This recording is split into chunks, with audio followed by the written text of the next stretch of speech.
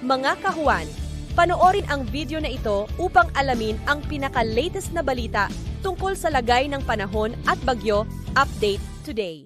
Narito ang ating pinakahuling satellite image kung saan may minomonitor nga tayong bagyo sa labas ng ating Philippine Area of Responsibility. Ito si Typhoon Sinlaku.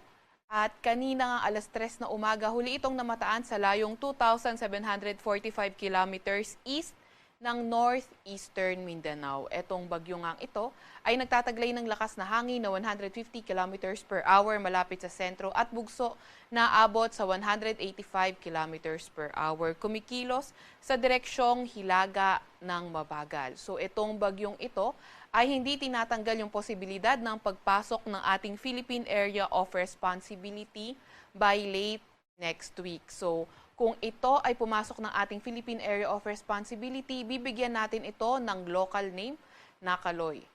Gayunpaman, nakikita nga rin natin na mababa naman yung tsansa na ito ay maglandfall sa landmass ng ating bansa. At wala naman tayong nakikitang direktang epekto nito sa kahit na anong parte ng ating bansa. Gayunpaman, patuloy pa rin tayong mag-antabay sa mga ilalabas na update ng Pag-asa.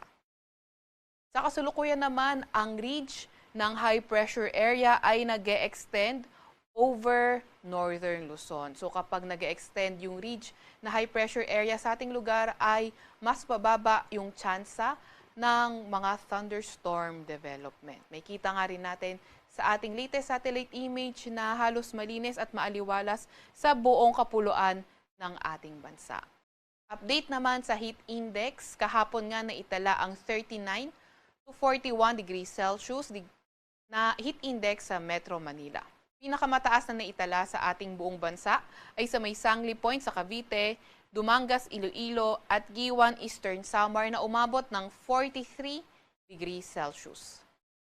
Ngayong araw naman, ang heat index sa Metro Manila ay tinatayang 38 to 40 degrees Celsius at ang pinakamataas ngayong araw ay posible sa Giwan, Eastern Samar muli kung saan posibleng umabot ng 43 degrees Celsius.